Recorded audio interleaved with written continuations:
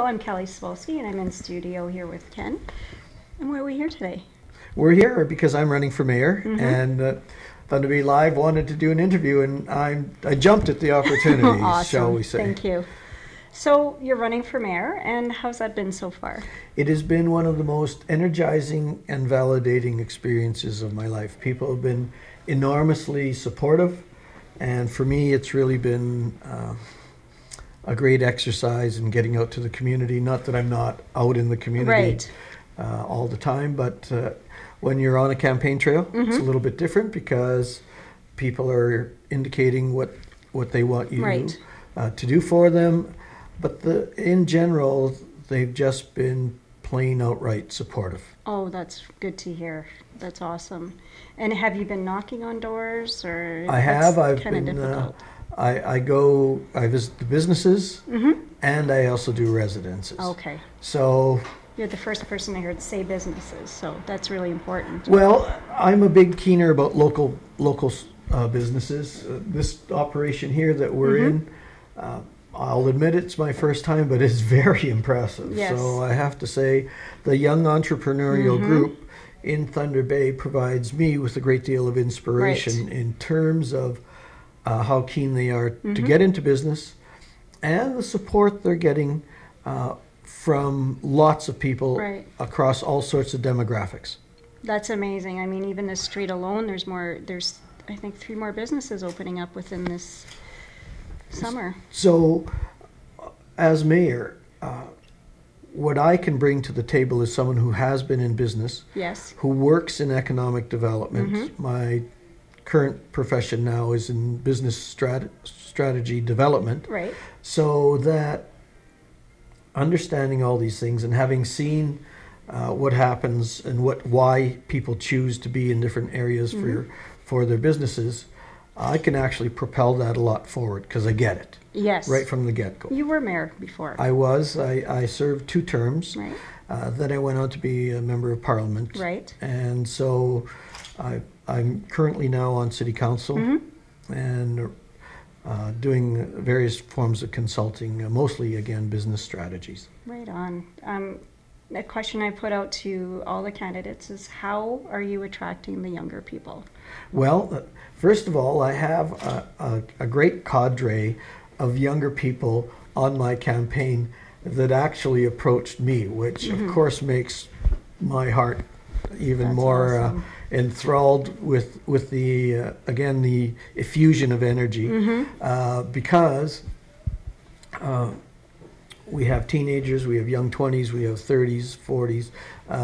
Essentially, it's cross demographic, Okay. which of course means that the reach is better because we're using all the new media. And although I'm not as savvy, I have been into electronic media for a number of years, As you would have to be. and value it for what it is, and appreciate that this is how it is and will be. So older adults just have to get better at it.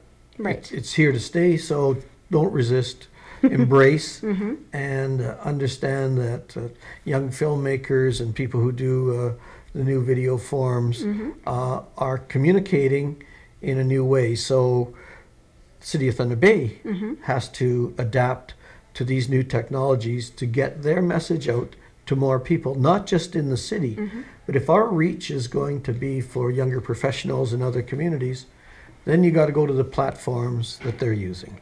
Exactly. And that's social media pages and websites, everything. Whether it's Instagram or Twitter or whatever, we have to be on the cutting edge, or at least near that, in messaging. I mean, there are so many divergent forms. I don't know if anybody knows when one fades out or not, because they just seem to disappear and then mushroom up in another form. That's true. So understanding that, our technology department, our communications department, and our elected representatives and our administration better get with those programs. Well, yeah, I mean, some of them are difficult to navigate in themselves, and then some of them change, and you go back on it, and you don't know what happened. That happened to me a couple times. My daughter was astonished. She was one day, my mother has Instagram, and she's flipping out. So I was like, yeah, you're embarrassing me. But anyway, so I understand there was a meeting last night. Were you in attendance? I was.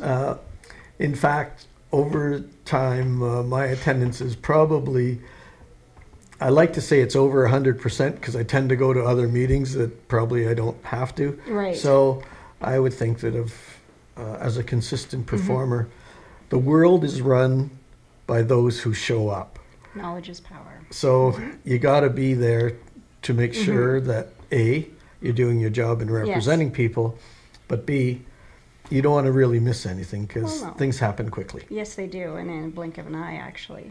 Was it phase 3 they announced last night? That was phase 3, yes. Okay. So we're now at a stage of going into the final rounds of these things, which of course for the event centers, which we're talking about, still has a widely split community. Yes. And there's no doubt that as an economic driver, such a facility has value. There still remain many difficult questions that haven't quite been satisfactorily addressed. Exactly. So, in fairness, I guess I'm caught kind of in the middle because if I'm going to buy a car, I'm going to ask a lot of questions before I actually buy it. So some are totally in favor, some are totally opposed.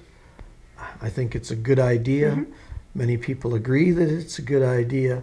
They just want the questions answered so that they can actually have a comfort zone. In a democracy, I don't think there's anything wrong with that. So we have issues with what is the future of the community auditorium if the same booking agency is going to be duplicating a large percentage of the acts that are booked by the auditorium. Oh, okay. So, or would a 1,500 seat auditorium be displaced by a 2,000 seat arena? Just those differences can make or break. So instead of a $1.2 million operating deficit for the event center, coupled with the $770,000 operating deficit for the auditorium, now you're talking $2 million. So, so when I ask those questions, people can say, well, are you either for or against it? I go, well, I said it's a good idea. I think most people agree it's a good idea, but how about until we have some qualified answers? And of course, the overriding thing is finances. Right. So part of that is where is the money going to come from for part A of the costing, which is the construction. But part B, how many acts, how deep are the pockets of the community, and how often will they go to such a venue? How often do people go to the auditorium now? So then you say divide that by 2. Okay. Or how often do you go to a Thunderwolves game now and multiply that by 5? Okay. So because the AHL schedule is 42 home games in a regular season. Okay. So 80, they follow an NHL pattern, right? Oh, okay, I follow. So because these young million stars, shall we say, are being physically trained for the pace and stamina required for the NHL. Right. Because many of them get called up. Okay, so you're potentially seeing NHL Stars of tomorrow, most okay. definitely. So. Or they get sent down because of an injury or something. That type of thing, conditioning. Conditioning. Yes. Wow. Okay.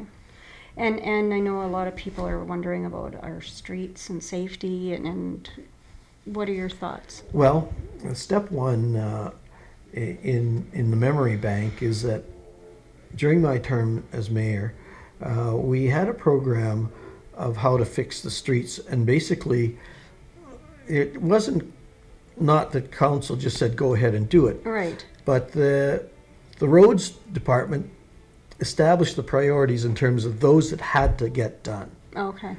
And so I had a neat little nickname called the mayor who fixed the roads. The mayor. So okay. Because we did a lot. And then when I was in my second term as mayor, I became the president of the Association of Municipalities of Ontario. Okay. And as president, many of the municipalities and municipal organizations were lobbying the federal government for a permanent gas tax for infrastructure. Mm-hmm. And I'm proud to say, when I was sitting with Paul Martin, Okay. the Prime Minister at the time, I said, you know, you have to stop using the word cities. And he go, because he's from Montreal, right? Okay. And he just finished talking to a big forum in Winnipeg of the large urban cities of Canada. And I said, you got to use the word communities, Yes. because there's 5,200 and change municipalities in Canada. Yeah. And there's only several hundred cities. Most are towns or villages or boroughs or other types of municipalities. Yes. So he bought into it right away. Perfect. This was a pretty smart guy, and all basically says, good idea.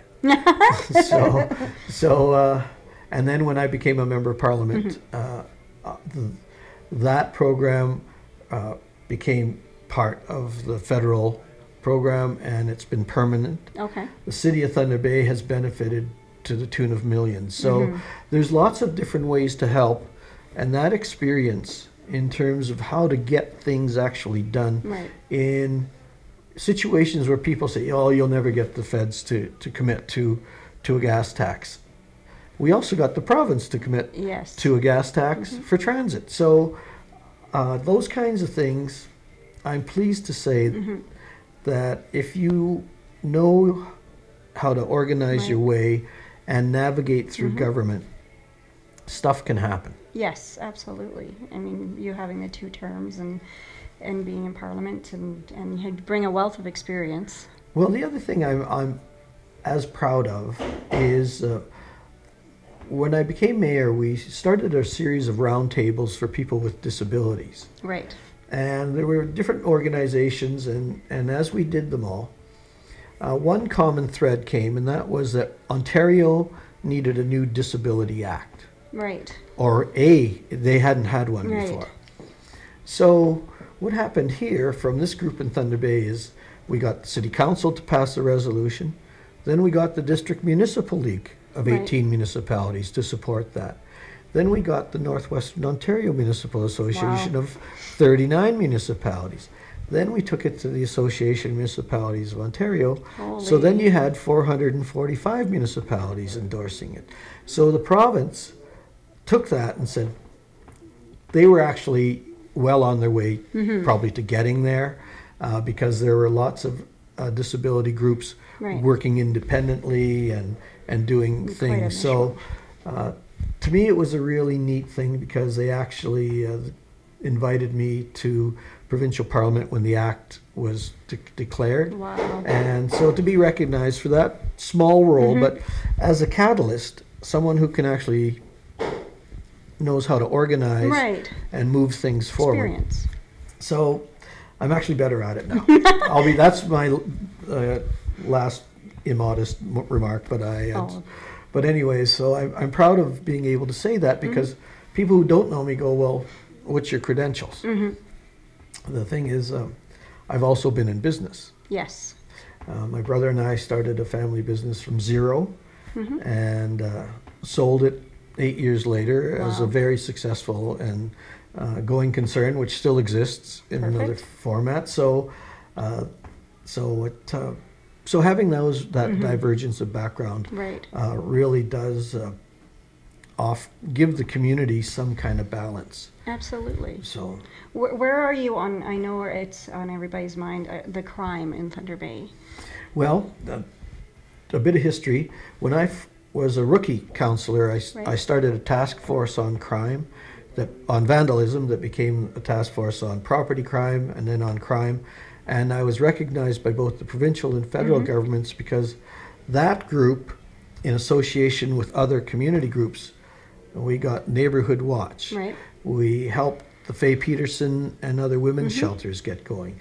We started 911, Crime Stoppers. Wow. We assisted block parents. and innumerable organizations that become the foundation of a community. And we actually help the police services by supporting community policing. Okay. So, in terms of the crime file, in the past 4 years, I don't think we could have expected this kind of sad and sorrowful degree of violence.